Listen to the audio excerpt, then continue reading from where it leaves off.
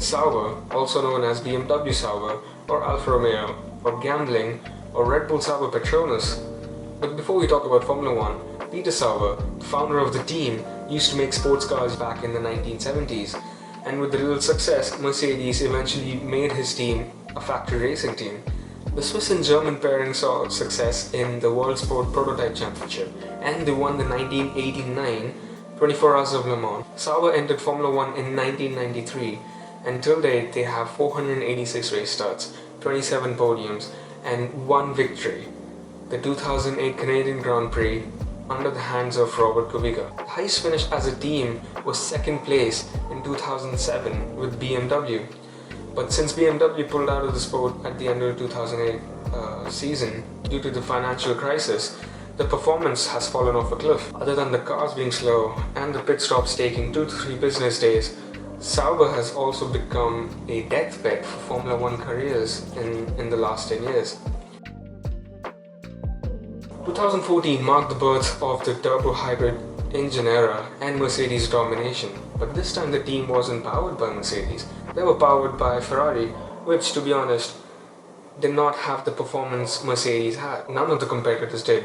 For the drivers, they had retained Esteban Gutierrez and signed Adrian Sutil, who was replacing Nico Hülkenberg. Gutierrez had made his debut in 2013 with Sauber, and Adrian Sutil has been in the sport since 2007, racing for Force India. Despite their experience, the team suffered a lot throughout the season. They had about 13 DNFs and grand total of 0 points, which is a first for the team in their history in Formula 1. Due to financial issues, both the drivers were replaced at the end of the season. But Esteban went on to race for Haas for 1 year in 2016, but this was the end of Sutil's time in Formula 1.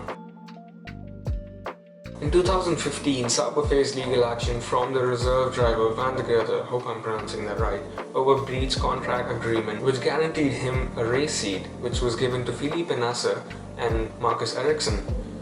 Just before the first round at the Australian Grand Prix, Van der Gerde had filed a complaint to the Australian Supreme Court and almost had the team's assets frozen in Australia. Luckily, FIA bosses allowed them to run their cars in free practice too, and the team settled with Van der Gerde by paying him $16 million to leave them alone. Coming to the drivers for the 2015 season, Marcus Ericsson had made his debut in Formula 1 in 2014 with Caterham F1, and Felipe Nasser was a rookie. Felipe Nasser came out the gate swinging with the 5th place finish in the first round. The debutant outscored and outqualified his teammate in 2015, showcasing some serious talent. In 2016, they were more evenly matched. Ericsson beat his teammate at most races except the Brazilian Grand Prix, in which Felipe Nasser went on to score points by finishing 9th and Marcus Ericsson retired. Other than that, talking about the car, the C34 had some improvements compared to 2014. Scored 36 points in 2015 and finished 8th in the Constructors' Championship. In 2016, they fell back to 10th place, only scored 2 points at the Brazilian Grand Prix. But despite being the only point scorer in 2016, Felipe Nasser was replaced, and it marked the end of his short F1 career. In mid-2016, Sauber was bought by Longbow Finance, and the team principal was replaced by none other than Frederick Vasseur. To partner Ericsson in 2017, Pascal Wehrlein, a Mercedes junior driver, was chosen. Having moved over from Manor Racing, Pascal Wehrlein actually missed the first 2 rounds of the 2017 season due to injury he sustained in the Race of the Champions in the off-season, and he was temporarily replaced by Antonio Giovinazzi. The C36 featured old Ferrari engine from 2016, which did not help improve their performance at all compared to 2016. They had just 2-point finishes by Pascal Wehrlein, and they finished 10th in the championship with just 5 points. The team's close ties with Ferrari left no room for a Mercedes junior driver at the team, and eventually no room in Formula 1 after all the politics and failing to meet expectations.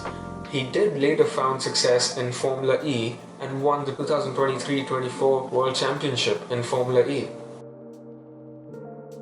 Alfa Romeo became Sauber's title sponsor for the season, which brought in much needed funding for the team, and Ferrari decided to promote their star junior driver Charles Leclerc to Formula 1 after he won Formula 2 and Formula 3 in back-to-back seasons. The C37 featured up-to-date Ferrari engines, which definitely helped them in their performance as they were a consistent point finisher. The Monegasque absolutely wiped the floor against his more experienced teammate and helped the team finish 8th. Ferrari saw a promise in Leclerc, seeing him as a championship-worthy driver. They graduated him to Scuderia Ferrari in 2019. But for Marcus Ericsson, after some mediocre seasons in Formula 1 spent in slow cars and some really great memes, his career in Formula 1 came to an end. But he did go to America and found some success there in IndyCar by winning the Indy 500 in 2022. Sauber was completely rebranded to Alfa Romeo now, and under the new name they had signed Antonio Giovinazzi, giving him his first full season in Formula 1, and the former world champion Kimi Raikkonen. Kimi returned to his first team that he ever raced for in Formula 1 and was replaced by Charles Leclerc at Ferrari. The team throughout this period was stuck in the lower midfield. In 2019, they were still a consistent point finisher, just as the year prior, but in 2020, as the pandemic halted all operations, this impacted the development at Alfa Romeo, and it has continued into the present day. The Iceman and Italian Jesus both struggled in a car that was barely competitive. The team finished 8th and 9th in the Constructors' Championship during the stint. While Antonio often showed some pace in qualifying, he really lacked the racecraft. He rarely beat Kimi, who was in the sport as a hobby. Alfa Romeo decided this was not the second coming of Jesus and decided to part ways with Antonio. He is still part of Ferrari driver pool and competes for Ferrari in the World Endurance Championship. He actually won the 24 Hours of Le Mans in 2023 for Ferrari. Kimi unfortunately decided to retire at the end of 2021 at the age of 42, which at that time was the oldest Formula 1 driver ever. And Alfa Romeo decided to give him the perfect send-off on his last race. A DNF. Classic Sauber. 2022 was a fresh start for all teams, brand new regulations and brand new driver lineups. Valtteri Bottas, after being replaced by George Russell at Mercedes, found home at Alfa Romeo / Sauber. Alongside him was a rookie who bought a lot of sponsors and was a decent driver himself, China's first ever Formula 1 driver, Zhou Guanyu. The team would undergo change of ownership again as Alfa Romeo decided to leave the sport in 2023, and Audi announced that they were going to buy 100% stake in Sauber and enter the sport in 2026. That meant there was a vacancy for the title sponsorship from 2023 to 2026, and what better than gambling? They started the new ground effect era with a double point finish in the first round in 2022, but as the teams started to learn more about their cars and start to develop and improve their cars, their engines a lot more, Sauber fell back really quick. They went from 6th in 2022 to 9th in 2023 and plumb last in 2024. Speaking of the drivers, Zhou Guanyu showed promise, but the car was so bad and the team's strategies were horrible and the pit stops were bad. It just ruined his chances to make a mark on the sport, while Bottas actually just accepted reality and was enjoying converting himself from a Finn to Aussie, I guess. He was more focused on cycling and his hair. But yeah, as the car's performance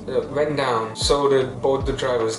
Both of them disappeared into the back of the field, where people would barely even remember that, oh, they actually existed. And despite, ironically, scoring all of the team's points in 2024 with that 8th place in Qatar, Zhou got the kick from Sauber. And for Bottas, it probably just felt like vacation from him, stress-free. And now he's left Sauber and went back to Mercedes as a reserve driver. What a life. It is clear that the team's financial troubles consistently hindered their performance on track and off track. And over the years, Sauber has relied on paid drivers and young and inexperienced drivers, which brought in sponsors just to stay afloat. However, the future looks bright. With Audi now taking full control in 2026, this has renewed some hope for the team. Audi has a really great racing legacy. Every sport that they have entered, they have had tremendous success in every one of them. And with the resources behind them. I am sure that they will get this team back to where it belonged, back up the field, improve its competitiveness. But until then, Sauber fans, if any, will just be hoping for fewer DNFs and a few points finishes here and there. One more year and we have Audi coming into the sport, change things around. Let's see how it goes. See ya.